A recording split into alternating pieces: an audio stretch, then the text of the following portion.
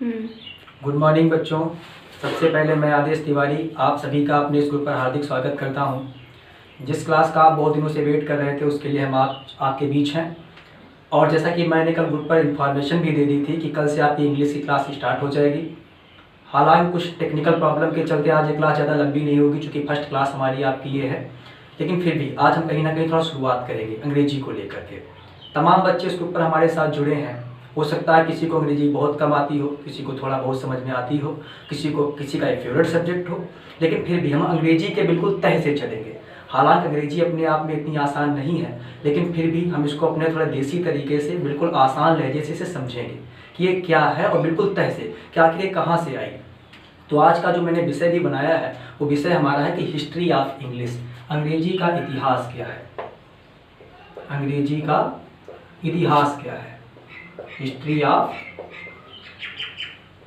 English. आखिर इतनी popular language कैसे बन गई, इसकी शुरुआत कहाँ से होती है, वहाँ से आज हम अपना लेक्चर स्टार्ट कर रहे हैं। चलिए बहुत ध्यान से इसे आखिर तक देखिएगा। एक एक बात को समझना है कि इसकी शुरुआत कहाँ से होती है और कहाँ से स्टार्ट होकर आज ये यूनिवर्सल लैंग्वेज हो गई कि हर आदमी जो देखो अंग्रेजी पीछे पड़ा है। देखते हैं कि सबसे पहले आपको बताएं, इसकी शुरुआत होती है एक जनजाति है जिसका नाम है जर्मेनिया। क्या नाम है? जर्मेनिया। जर्मेनिया नाम की एक जनजाति है।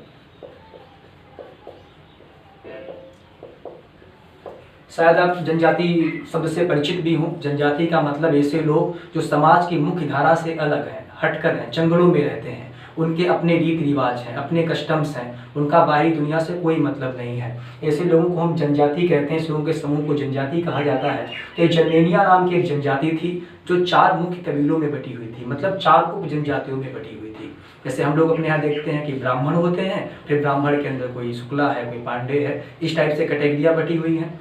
उसी तरीके से ये जनजाति थी और ये 4 पार्ट्स में डिवाइड थी। कौन कौन से पार्ट्स में देखते हैं।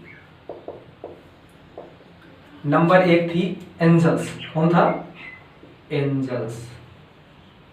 सेकंड नंबर पे आते थे सेक्शंस। थर्ड नंबर पे आते थे ज्यूट्स और चौथे नंबर पे आते थे फ्राइसिस।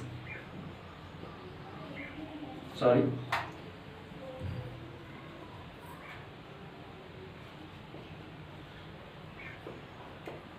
फ्राइसिस। ठीक है, तो कहने का मतलब जर्मेनिया एक जनजाति थी। ये 4 पार्ट में डिवाइड थी, एंजल्स, सेक्शंस, ज्यूट्स और फ्राइसिस। इन चारों में से जो सबसे शक्तिशाली जो कबीला था, जो सबसे शक्तिशाली लोग थे, वो थे एंजल्स। और एंजल्स उस समय कहाँ पर रहते थे, इनका जो निवास स्थान है वो बताया जाता है कि इंग्लैंड था। क्या था? इंग्लैंड। तो एंजल्स लोग इंग्लैंड में रहते थे और उस समय जो इनकी भाषा थी, जिस भाषा में आपस में बातचीत करते थे, वो भाषा थी इंग्लिश। हालांकि बोलने में इसका प्रोनाउंसिएशन आज के जैसा ही है, आज भी सेम इंग्लिश कहते हैं, लेकिन लिखने में थोड़ा अलग था। अंत में जो आज एच है वो पहले कभी सी हुआ करता था। तो इनकी भाषा क्या थी? इंग्लिश थी। ENGLIS। अब एच होता है लेकिन पहले सी था। तो जो सबसे शक्तिशाली लोग थे वो एंजल्स थे। एंजल्स लोग इंग्लैंड में रहते थे और जो इनकी भाषा थी वो भाषा थी इंग्लिश। अच्छा, इसी दौरान जिस समय की ये बात हो रही है, ठीक उसी समय एक बहुत शक्तिशाली राष्ट्र था जिसे ब्रिटेन कहा जाता था। क्या कहा जाता था? ब्रिटेन। और ब्रिटेन की जो उस समय अपनी भाषा थी वो भाषा उसकी थी सेल्टिक।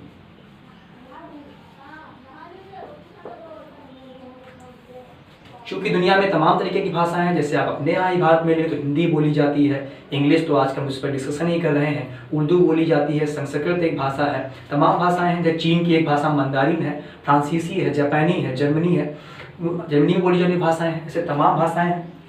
तो उसी में से जो ब्रिटेन है वहाँ पे उस समय सेल्टिक भाषा बोली जाती थी। अच्छा, कालांतर में समय के साथ साथ हुआ क्या, ये एंजल्स जो इंग्लैंड में रहते थे, इंग्लिश बोलते थे, ये अपने जगह से इन्होंने क्या किया, इसी वाले शक्तिशाली राष्ट्र ब्रिटेन पर आक्रमण कर दिया, अटैक किया। और अटैक करने के बाद इन्होंने ब्रिटेन को डिफीट कर दिया, हरा दिया।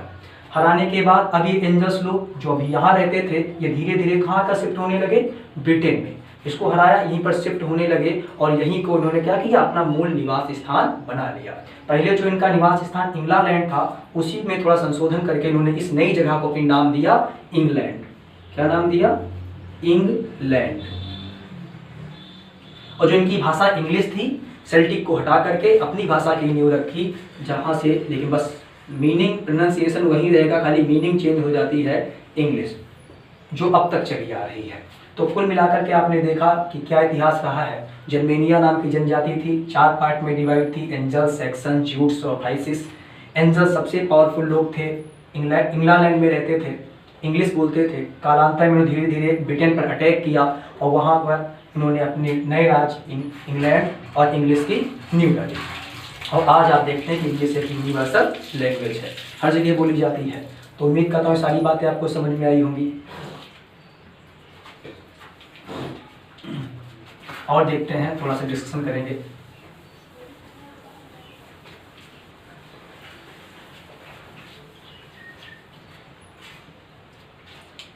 अच्छा, इंग्लिश है क्या? इंग्लिश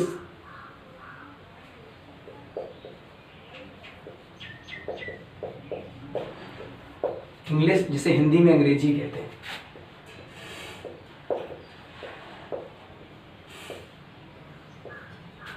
हिंदी में जिसे अंग्रेजी कहते हैं कि वास्तव में आखिर ये क्या है, चलिए देखते हैं। तो अंग्रेजी क्या है? अंग्रेजी एक भाषा है, जैसे तमाम भाषाएं हैं, हिंदी है। अच्छा, क्या सामाजिक विज्ञान एक भाषा है? आपसे कोई पूछे गणित एक भाषा है, तो क्या हम उसे बताएंगे? हम कैसे डिफाइन करें कि कौन भाषा होता है, कौन भाषा नहीं होता है? तो आपको एक छोटा सा लॉजिक बता रहा हूँ। जो भी भाषा होती हैं उनकी अपनी व्याकरण होती है। जैसे अगर हिंदी भाषा है तो हिंदी की अपनी व्याकरण है, अगर अंग्रेजी भाषा है तो अंग्रेजी की अपनी व्याकरण है, अगर संस्कृत भाषा है तो संस्कृत की अपनी व्याकरण है। क्या कभी सामाजिक विज्ञान की आपने व्याकरण सुनी? जी नहीं। गणित की व्याकरण? नहीं। तो जो भी भाषाएं होती हैं उनकी ही अपनी व्याकरण होती है, और व्याकरण के थ्रू ही हम उस भाषा का सही एवं शुद्ध अध्ययन करते हैं।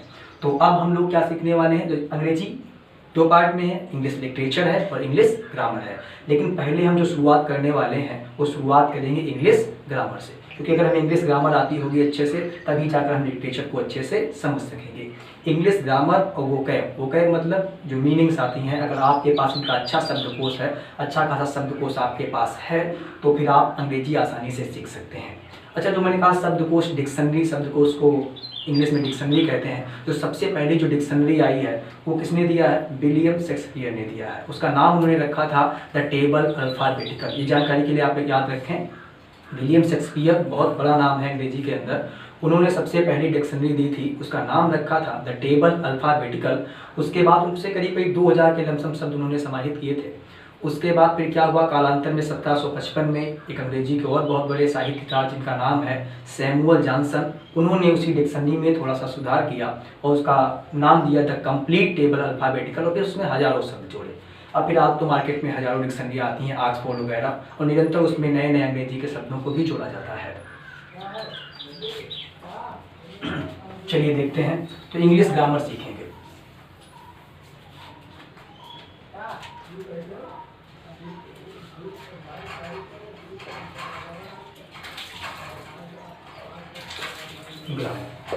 अच्छा, बच्चे से जुड़े हैं तो हम बहुत बेसिक से लेकर आपको चल रहा हूँ। सबसे पहले आपको इतना तो पता ही होगा कि जो अंग्रेजी की जो वर्णमाला है, जो अल्फाबेट्स है, उसमें टोटल लेटर्स कितने हैं?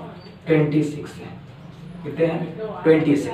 26 में से जो 5 हैं वो स्वर हैं, मतलब वावेल हैं, और जो बच्चे 21 हैं वो क्या हैं? व्यंजन हैं। इतना तो आपको कॉमन पता होगा बातें। फिर 2 बातें हम आज आपके साथ और डिस्कशन करेंगे। ये जो लेटर्स हैं, जो 26 लेटर्स हैं, इनको लिखने के भी 2 तरीके हैं। आप चाहें तो इन्हें कैपिटल लेटर में लिख सकते हैं, आप चाहें तो इन्हें स्मॉल लेटर में लिख सकते हैं। जैसे ए से जेड तक जो लेटर्स हैं, सबसे पहला लेटर जैसे ए है, ये इसका कैपिटल लेटर में लिखने का तरीका है, और ये इसका स्मॉल लेटर में लिखने का तरीका हो गया। ठीक है, तो ऐसे लिख सकते हैं, हम स्मॉल लेटर भी लिख सकते हैं और कैपिटल में भी लिख सकते हैं। 26 टोटल लेटर हैं, उसमें से 5 स्वर हैं और 21 व्यंजन हैं। चलिए देखते हैं, अगर हम अक्षर से अक्षर को मिलाएं, मतलब लेटर से लेटर को मिलाएं, लेटर प्लस लेटर, तो ये क्या बन जाता है? ये बन जाता है एक वर्ड, एक शब्द। जैसे मैंने कहा कि राम, RAM, यहाँ पे आपने क्या देखा कि 3 अलग अलग लेटर थे, R था, A था, M, तीनों को हमने एक में मिलाया, एक शब्द बन गया। क्या बना? शब्द। तो अक्षर से अक्षर मिलाने पर शब्द बनते हैं। ऐसे ही अगर शब्द से शब्दों को मिलाया जाए, वर्ड प्लस वर्ड, अगर उस शब्द से शब्द को मिलाएंगे तो क्या बनता है, एक वाक्य बनता है, सेंटेंस। क्या बनता है, सेंटेंस। तो अगर अक्षर से अक्षर मिलाएंगे तो वर्ड बनेगा, अगर वर्ड से वर्ड मिलाएंगे तो सेंटेंस बनेगा। अभी चूंकि आज हम अपनी क्लास को यहीं पर एंड करेंगे, यहीं पर समाप्त करेंगे, क्योंकि आज आप देख भी रहे हैं कम संसाधन होने के बावजूद भी हम आपको इतनी सुविधाएं दे रहे हैं। उम्मीद करता हूँ कि सारी बातें आज की आपको समझ में आई होंगी। इसी के आगे से हम कल स्टार्ट करेंगे। एक आपसे निवेदन भी करना चाहता हूं कि आप जब कल से पढ़ने बैठना तो अपने सामने एक कॉपी और पेन रख के बैठना। जो जानकारी जहां पर आपको अच्छी लगे वीडियो रोक लीजिए और उस जानकारी को साथ साथ में ही नोट करते चलिए। बहरहाल आज का मटेरियल मैं आपको प्रोवाइड करा दूंगा, एक फ़ोटो के माध्यम से भी सेंड करूँगा ग्रुप पर, और बाकी आप लोग डेली बेस पर कंटिन्यू करेंगे। और आपसे चलते चलते एक निवेदन करना चाहता हूँ कि घर पर ही रहें, सेफ रहें, सुरक्षित रहें, और जब तक ये सब कोरोना वायरस वगैरह चला नहीं जाता हम लोग घर पर ही रहेंगे, वैसे निरंतर ही अच्छे ढंग से अच्छा नॉलेज सीखेंगे। ओके, धन्यवाद।